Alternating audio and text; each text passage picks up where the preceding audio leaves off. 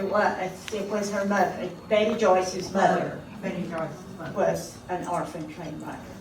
I wish I knew more about her story, but I don't. So, in the 1800s, thousands of immigrants from Europe were arriving in the United States. They sailed on ships that brought them to the docks of New York City. Many of them were young, unable to speak English, and not able to support themselves.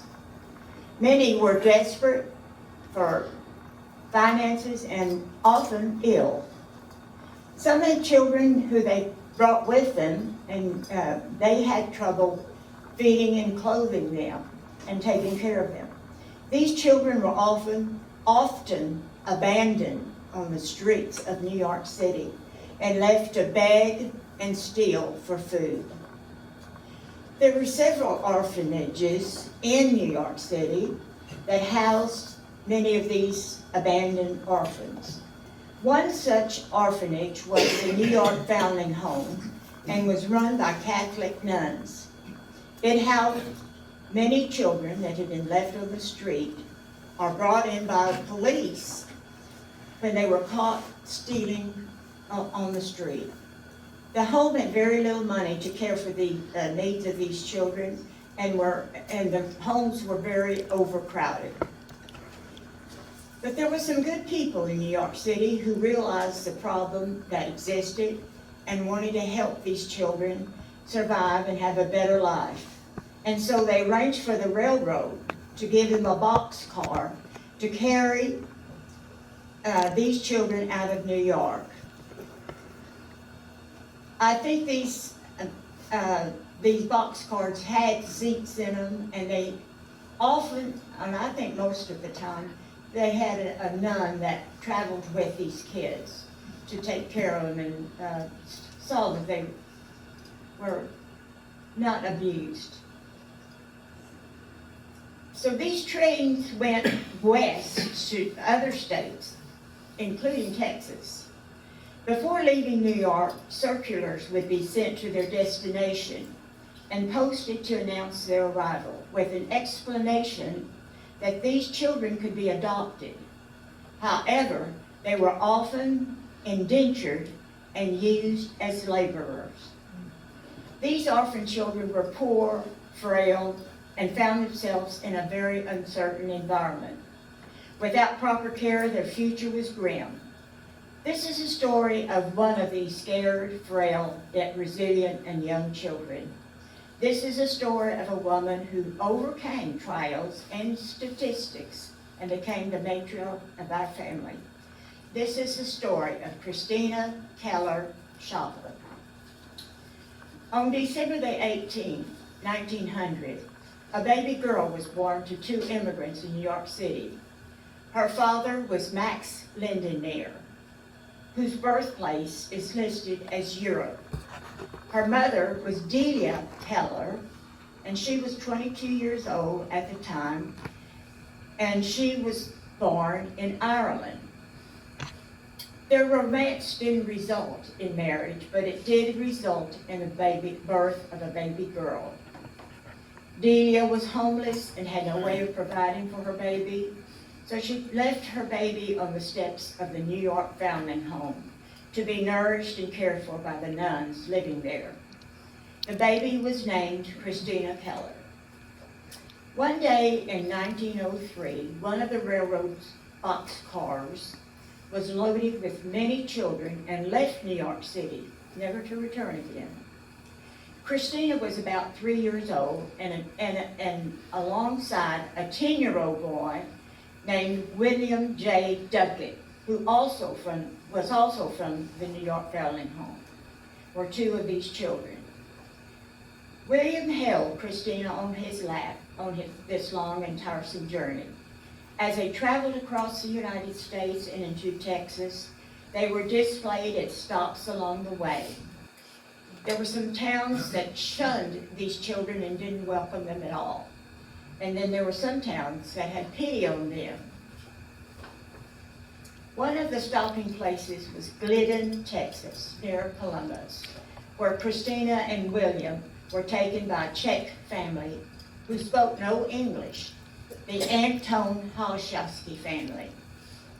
William says in his memoirs, the first morning I was there, I was given a bucket and told in Czech to go milk the cow. I had never seen a cow, and I didn't understand what they were really telling me. William J. Duckett left the Holishowski's farm when he was 18 years old. He had worked hard while he lived with his family and wanted to get a job and be on his own. Not knowing where he was going for sure, he left. He managed to get several jobs along the way and eventually saved up enough money to buy a farm in El Campo, Texas, where he married and had a family of 5 children.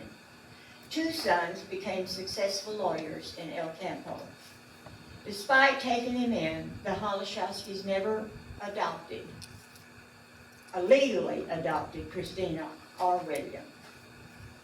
Some of these families that got these children did adopt them, and they became part of their family. Christina worked as a laborer on the farm, chopping and picking cotton and doing the daily chores. She told me she had one dress, and she had to wash it at night in order to wear it again the next day. She was not allowed to go to school and never learned to read or write. Christina lived with the Holishowski's family until she was 20, when she met and married Adolf Shoppa in 1920. Christina and Adolf moved to Orphan, Texas. They lived with his parents on their farm near the Colorado River. The Shoppas lost their farm one year when their cotton crop failed because of bad weather. Afterwards, Adolf moved his family closer to town. They soon had a family of 8 children: Noli, Bernice, Lorraine, George, Lloyd, Betty Ann, Shirley, and Adolf Jr. To provide for the family, Adolf got a job working for the city of Orphan. Money was very scarce, and as each child became old enough to get a job and move out, they did. Grandma babysat when friends needed a sitter. Adolf and Christina never bought a car, so walking or getting a ride with a neighbor was their only way to get around. Grandma walked to the nearby grocery store when she was able to, or got one of her 8 children to take her when they visited. Sometimes a neighbor took her. Grandma Shoppa was devoted to her family and was blessed with 16 grandchildren. She had a special way of connecting with each one of her children and grandchildren. She was always eager to spend time with them, talk with them, and show each other that she truly cared and loved them. She had a great sense of humor and was always loving to her 8 children and grandchildren. She loved her home and her flower garden, known especially for her roses. Christina loved her church, St. John's Lutheran, and went whenever she could get a ride. Grandma was a great communicator in Czech and English. She had some dear friends in Wharton, and she would get on the phone with them, and they would visit and talk in Czech and English.